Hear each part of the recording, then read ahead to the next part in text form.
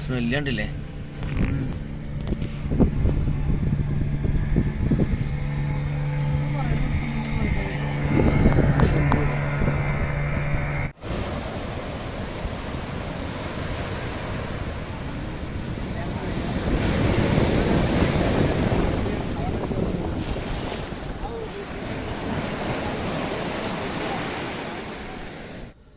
നമസ്കാരം. അപ്പോൾ നമ്മളിന്ന് പോകുന്നത് കണ്ണൂരിലേക്കാണ്. കണ്ണൂരിലെ നമ്മുടെ പയ്യാമ്പലം ബീച്ച്, അതുപോലെയുള്ള കുറേ മുഴുവലങ്ങാട് ബീച്ച്, ഡ്രൈ ബീച്ചുകൾ, അതിനെ കുറിച്ചിട്ടുള്ള കണ്ണൂരിലെ കാഴ്ചകളാണ് നമ്മൾ കാണാൻ പോകുന്നത്.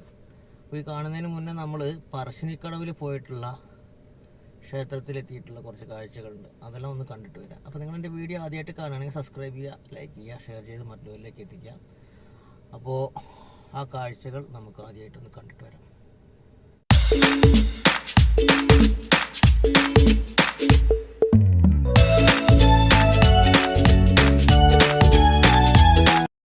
ഇതാണ് അമ്പലത്തിൻ്റെ ടോപ്പ് വ്യൂ.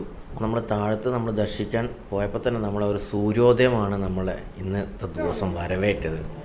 അതുകൊണ്ട് തന്നെ ആ ഒരു എനർജി ഇന്നത്തെ ദിവസത്തെ മൊത്തം നമുക്ക് ആ ഒരു എനർജി നമുക്ക് പ്രദാനം ചെയ്യാൻ സാധിക്കും. അതുകൊണ്ട് തന്നെ ഈ വീഡിയോ മൊത്തം ആ ഒരു എനർജി നിങ്ങൾക്ക് കാണാൻ സാധിക്കും. അപ്പോൾ അതുകൊണ്ട് നിങ്ങൾ വീഡിയോ സ്കിപ്പ് ചെയ്യാതെ കാണുക.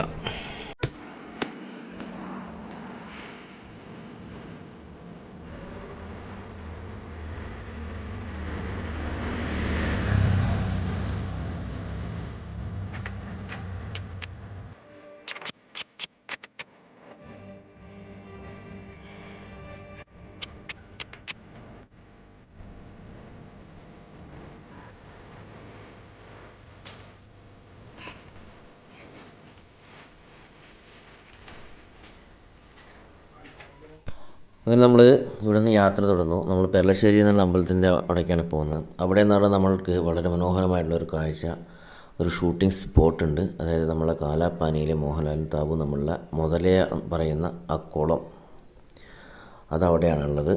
അപ്പോൾ ആ സ്പോട്ടൊക്കെ നമുക്ക് ഇനി കാണാം.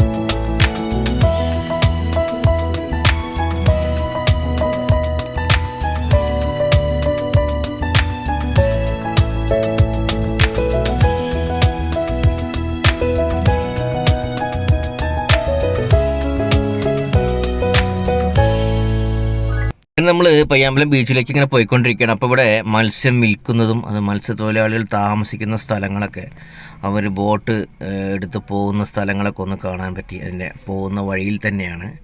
അപ്പോൾ അതൊക്കെ ഒന്ന് ജസ്റ്റ് ഒന്ന് കണ്ടിട്ട് വരാം.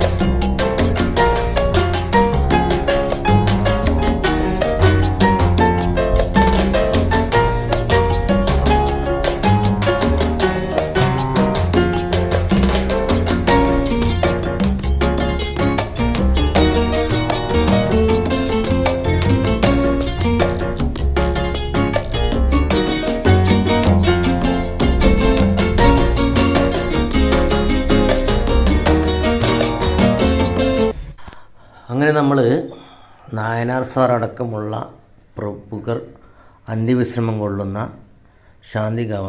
ശാന്തി തീരം നിലകൊള്ളുന്ന പയ്യാമ്പലം ബീച്ചിന് അടുത്തേക്ക് നമ്മൾ എത്തിക്കൊണ്ടിരിക്കുകയാണ്.